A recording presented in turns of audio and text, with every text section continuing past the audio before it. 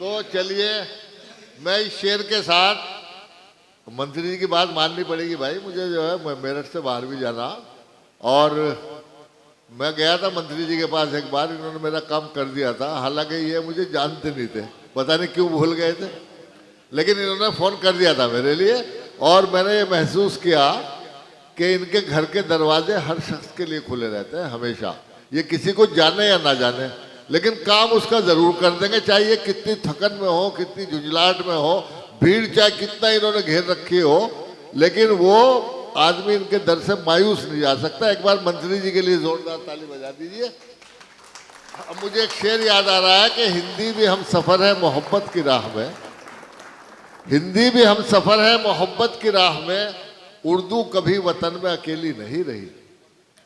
इस खूबसूरत शेर के साथ मैं गुजारिश कर रहा हूँ, अनेक राष्ट्रीय और अंतर्राष्ट्रीय पुरस्कारों से सम्मानित हिंदी साहित्य के एक ऐसे प्रतिष्ठित कवि को, जिसने हिंदी साहित्य की विरासत को न केवल संजोकर रखा है, बल्कि लगभग 3 दर्जन किताबों का सृजन करके उन्होंने हिंदी साहित्य को नए आयाम, नई ऊंचाइयां प्रदान की है। उनकी कविताओं में पुरानी कविता के लटके झटके नहीं है। मैंने उनकी कविताएं कई पढ़ी हैं, इन्होंने मुझे भेजा था अपना परिचय। इनकी कविताओं में पुरानी कविता के लटके झटके नहीं है फखरी भाई, आप न सुनते रहते हो, बल्कि जिंदगी की सच्चाइयां, सुनहरे पल और अपने सामाजिक, राजनीतिक और आर्थिक परिवेश के खिलाफ, प्रशासनिक परिवेश के खिलाफ बगावत की आवाज़ भी पूरी शिद्दत के साथ उभरती है, और कौमी एकता और आपसी भाईचारे का पैगाम भी उनकी शायरी में होता है। मैं इन अशार के साथ के फूल के रंग को तितली के हवाले कर दूं, गालिबो मीर को तुलसी के हवाले कर दूं, आज आपस में मिला दूं मैं सगी बहनों को, यानी उर्दू को मैं हिंदी के हवाले कर दूं। बहुत ही सम्मान के साथ आमंत्रित कर रहा हूं अपने बड़े भाई आदरणीय ईश्वर चंद गंभीर जी को, वो तशरीफ लाए, आप जोरदार तालियों से उनका इस्तकबाल। चलिए, धन्यवाद, शुक्रिया। सागर साहब के संचालन में पढ़ने के लिए पूरा हिंदुस्तान चाहता है कि सागर साहब के संचालन में पढ़ा जाए। आपकी मोहब्बत, ये इत्तेफाक से आज मेरे भी मामला हाथ आ गया। मंचासीन सभी अपने कवि और शायर साथियों को प्रणाम करता हूँ, सामने मंत्री जी की उपस्थिति को प्रणाम करता हूँ।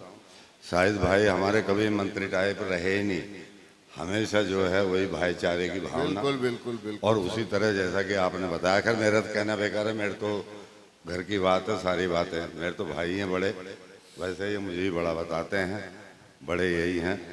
और हमारे भाई वारसी भाई, हमारे chairman Warsi news today channel के, अखबारों के, इतनी देर तक बैठे हैं, और कुछ नहीं तो कम से कम 2-4 फोटो मेरे तो हो ही जाएंगे।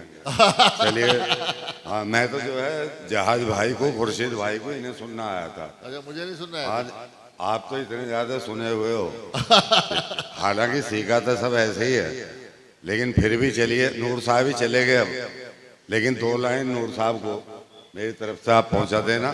पहले तो मैं इंडिया की रफ्तार न्यूज़ चैनल, पत्रिका और न्यूज़ पेपर जो चलाते हैं हमारे डॉक्टर दिलशाद सैफी साहब, उनके पुत्र अम्मार भाई और हुसैन भाई, ये सारे परिवार को शुभकामना, मुबारकबाद दूंगा कि इतना अच्छा कार्यक्रम इन्होंने बहुत बेहतरीन तरीके से संजोया है। अब कौन नहीं आ पाया, कौन नहीं सुन पाया, ये भाग्य दुर्भाग्य की बात होती है। बाकी मेरी लाइफ में पहली बार जिसका नाम मुशारा हो, वहाँ इतने कम आदमी, इतने तो हकीम जी सैफुद्दीन साहब के यहाँ मेरे निशिस्त में हो जाते थे, जब कभी मैं आज से 25 साल पहले वहाँ जाया करता था, महराज भाई वगैरह सभी है। मैं दरअसल में एक अजीब टाइप का कवि हूँ इस शहर में, लोग मुझे कवि समझते हैं, हालांकि मैं मोटिवेटर हूँ। मेरा कभी किसी पार्टी या किसी उस तरह के विवाद में मैंने कभी कोई कविता नहीं लिखी। मेरा काम केवल यही रहता है, सरकार कोई हो, जो काम नहीं हो रहा उसे बताना। अपने कालखंड का कवि हमेशा ही लिख के जाता है, बता के जाता है, अभी ये हुआ, जो भी राजा हुआ है आज तक। खैर, लेकिन मेरा जो अपना मंतव्य रहता वो ये रहता है कि हमें प्यार मिल रहा है, हम प्यार बांटते हैं। वाह, हमें प्यार मिल रहा है, हम प्यार बांटते हैं, सौहार्दपूर्ण अपना व्यवहार बांटते हैं, एक रोज हाथ उनके हर हाल में जलेंगे, जो अपने समाजों में अंगार बांटते हैं। क्या बात है, अंगार वाह बांटते वाह हैं। वाह। ताली के लिए यहाँ कशमकश जो है 7 बजे से चल रही है, जबकि ताली का एक सिस्टम है। जो आदमी माइक पे है वो कुछ ना कुछ आपको ज्ञानवर्धन करा रहा है, तो उधर से उत्साहवर्धन होना बड़ा जरूरी होता है। और शेरो शायरी में तो अगर वैसे भी वाह वाह भी हो जाए तब भी वही एनर्जी आ जाती है। तो इस बात को लेकर ध्यान में रखा जाए। कभी 10 साल पहले एक शेर कहा था, इसमें दोनों का फायदा होता है, उधर से कुछ तुम चलो कुछ हम चलें। सागर भाई शेर बता चाहूंगा, कह रहा है कि अगर खिड़की पे आ जाओ बड़ा उपकार हो जाए। वाह। हिंदी और उर्दू का कॉम्बिनेशन आपको देखना होगा कि मैं किस टाइप का कवि हूँ, उसमें आपको आनंद ज्यादा आएगा। क्योंकि हमारे तो पिताजी उर्दू की चिट्ठी आती थी, उर्दू में लिखते थे, लेकिन जिन शब्दों के हमें अर्थ पता है वो हमने जीवन में अपने सारे प्रयोग कर लिए हैं सारी किताबों में। तो इसलिए चल रहा ज्यादा फारसी को डालना। हिंदी तो फारसी को भी लेती है, उर्दू को भी लेती है और इंग्लिश को भी लेती है, लेकिन वैसे दिक्कत आ जाती है आम जनता में। तो शेर ये था कि हमें प्यार, शेर ये था कि अगर खिड़की पे आ जाते बड़ा उपकार हो जाता, अगर खिड़की पे आ जाओ बड़ा उपकार हो जाए, मिले ताजा हवा तुमको हमें दीदार हो जाए। बताइए इसमें क्या घाटा। इसलिए ताली को कहा जाता है, और वैसे भी जिंदा देखने के लिए भी कहा जाता है। ये वाला भी है, ये वाला एक और शेर था कि ये मुझे याद आया, एक शेर और सुने बढ़िया वाला जो सागर साहब ने हिंदी और उर्दू का समावेश बताया। वो ये था कि कमल उर्दू के खिलते हैं यहाँ हिंदी की झीलों में, कमल उर्दू के खिलते हैं यहाँ हिंदी की झीलों में, गजल को बांधना मुश्किल है भाषाई कबीलों में। ये मैंने जब मैडम ने सुनाया था, वो कौन से वाले शायर थे अपने मेरठ कॉलेज वाले, हाँ बशीर बद्री जी को, जब मैंने असलम साहब के यहाँ लंच पे सुनाया था तो उन्होंने मुझे जो है शाबाशी दी थी कि भी तुम तो ठीक ही काम कर रहे हो। मैंने कहा हाँ जी प्रयास चल रहा है, देखो कुछ हो जा। एक 4 पंक्ति मेरी और थी आपस की प्यार मोहब्बत की, वो ये थी कि मैंने 71 की लड़ाई भी लड़ी है, मैं स्वतंत्रता सेनानी का बेटा भी हूँ, इसके बाद ये लाल किले से बुर्ज खलीफा तक का सफर या विश्व हिंदी संस्थान से हिंदी गौरव से सम्मानित होने का जो मुझे सम्मान मिला है, उसके लिए मैं कहता हूं कि लड़ चुका एक युद्ध में भी देश प्रेमी वीर हूं, लड़ चुका एक युद्ध में भी देश प्रेमी वीर हूं, मैं ही शेखर और तिलक की बोलती तस्वीर हूं, पर कहां से लाऊं अब अशफाक अब्दुल बोलिए, देश जातों में बटा है इसलिए गंभीर हूं, इसलिए गंभीर। क्या कहना है, वाह वाह वाह वाह वाह वाह। और देखें कि ये हाँ हमारा असली काम तो रह गया, क्योंकि हम तो इंडिया की रफ्तार चलाते हैं। तो हाँ चश्मे का भी पढ़ रहा हूँ अभी, ये 2-4 मिनट तो मिलेंगी मुझे, कोई बात तो नहीं है, आप कर लो नाश्ता। ये है हाँ ये 2 लाइनें थी दिलशाद भाई के लिए। ये पत्रिका हमारी चलती है, मैं आता भी रहता हूँ कभी कभी पत्रिका में, कभी अखबार में, कभी चैनल में। तब कहना पड़ता है कि इंडिया की रफ्तार पत्रिका, चैनल और अखबार। मैं छोटी छोटी बातों के लिए शहर में जाना जाता हूँ। जो शहर में आप स्लोगन देख रहे हैं लगे हुए सारे, चाहे बेटी बचाओ, चाहे मद्य निषेध के हो या मेरठ की स्वच्छता के हों, ये सब मेरे लिखे हुए हैं। मैं शासन प्रशासन के साथ कुछ ना कुछ करता रहता हूँ, लेकिन करता ऐसे रहता हूँ जैसे यहाँ कर रहा हूँ आज, क्योंकि कहीं से कोई प्रतिनिधि इस चीज को आगे पहुंचाए, बात करे। अब देखेंगे कभी जब मंत्री जी के हाथ में कमान आएगी कि इंडिया की रफ्तार पत्रिका, चैनल और अखबार जोड़ रहा हर धर्म को फैला करके प्यार। ऐसी पत्रिकाएं बहुत कम है। ऐसे ही हमारे भाईजान करते हैं ये टुडे वाले, वारसी भाई टुडे जी।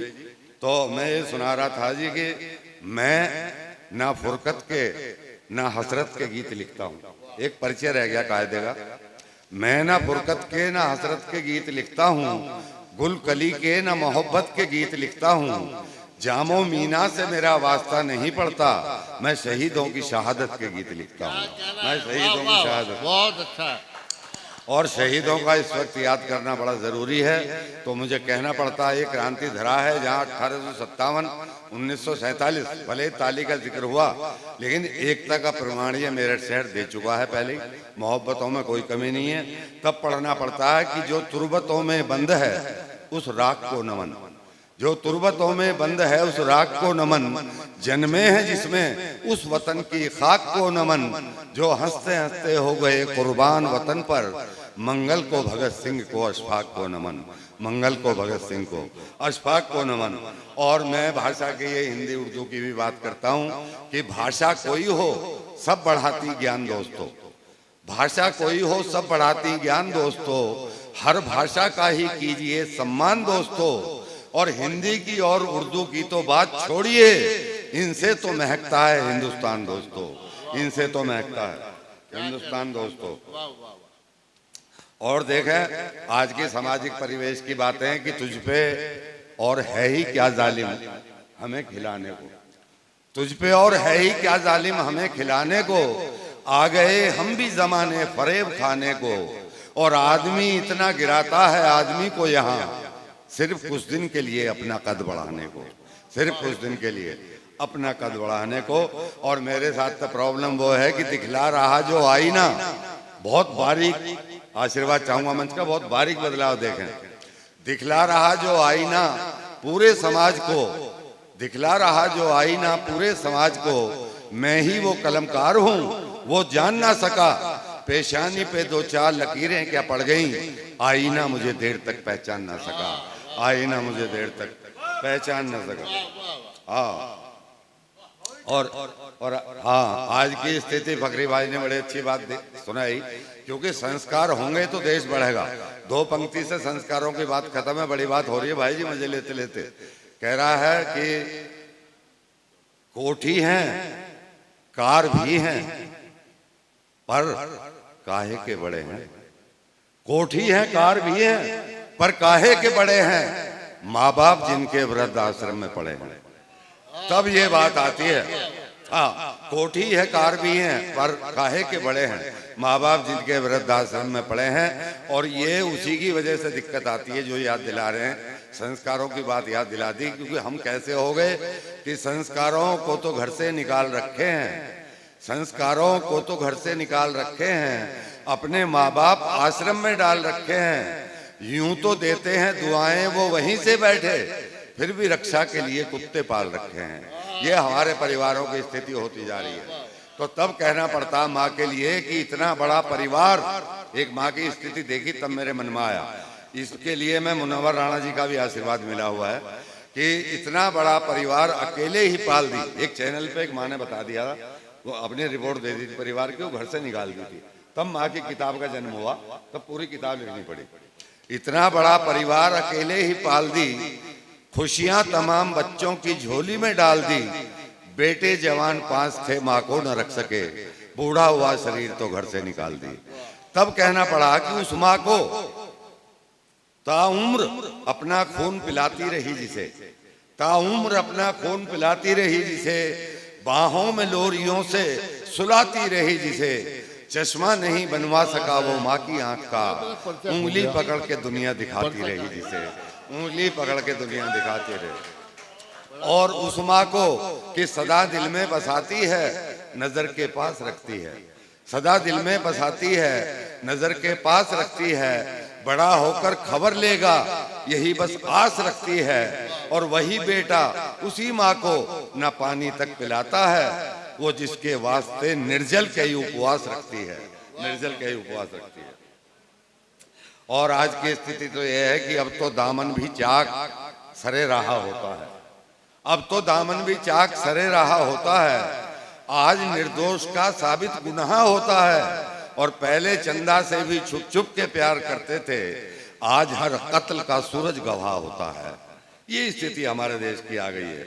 और मुझे वही बात कहनी पड़ती है देख के स्थिति को कि जो झुक जाए गुनहगारों के आगे, जो झुक जाए गुनहगारों के आगे, मेरे मौला मुझे वो सर न देना, कई गद्दार हैं मेरी नजर में, मुझे तुम भूल के खंजर न देना, मुझे तुम भूल के खंजर न देना। और बदलाव कि गांव का रूप भी बदला मिला था, गांव का रूप भी बदला मिला था, भिखारी गांव में भूखा मिला था और बड़ा नाराज था नदियों को लेकर, समंदर कल मुझे प्यासा मिला था, समंदर कल मुझे प्यासा मिला था। दरअसल में मैं समस्याओं का ज़्यादा कवि हूँ कि बेटी बचाओ और पौधे लगाओ और शिक्षा संस्कार दो।